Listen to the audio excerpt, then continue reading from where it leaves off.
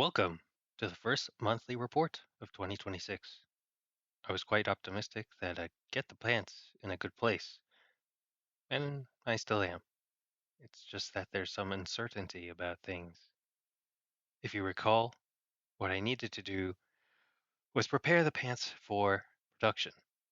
That meant getting the pattern digitized and copied, and fabric, trim sourced, and a tech pack written. If you aren't familiar with these terms, I've actually just uploaded a YouTube video, and I guess now I'm starting a YouTube channel that will explain all that. See the link in the description. On that note, creating content is not a skill I have familiarity with, so I plan to improve as I make more videos and episodes. Or at least I hope so. Anyway, regarding that pattern, I requested both a paper and digital copy. The paper pattern had some discrepancies with the original, so I had to go back and forth with the pattern service team. I hope they've also replicated those changes onto the digital pattern, but I'll be requesting that this upcoming week and making a review there. Anyway, the trim I got, although it's probably not exactly what I want for production, but it might service for the samples I want to make. And then there's the tech pack. Tech pack is being worked on. The pants were the big project. The little projects are the swim trunks, which I think is pretty much there on the design end. I just need to determine the fabric. I found a lead, requested some swatches. They haven't arrived yet because there's been a snowstorm, among other things. I followed up and I hope to hear back soon. Single breasted jacket is very good, I think. Just needs some tweaking on the lapel and the collar.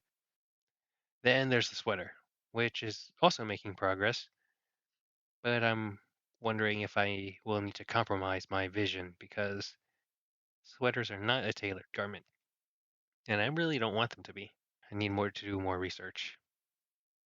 Lastly, I attended a menswear trade show last month, met some factory and fabric representatives in New York just to see if there were some alternatives out there.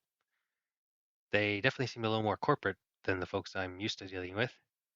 They had business cards, pamphlets highlighting multiple locations, and I'm not quite sure how they accommodate a very demanding designer.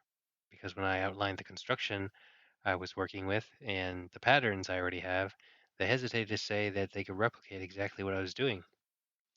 I guess that just gave me some more perspective as to how lucky designers in New York are to have folks that can make things in a pretty much 100% customized way. If you don't want to do a custom pattern, if you don't want to source your own fabric and trim, and you don't want to write a tech pack, that might be the way to go about things. It makes it much more straightforward, and you don't have to do all the work I've described at the beginning of this episode. Anyway, I think I should get back to work. Got a number of things to do, and I guess I need to start thinking about February's content, or maybe it's March now. I hope that you hope that I am back next month. Thank you.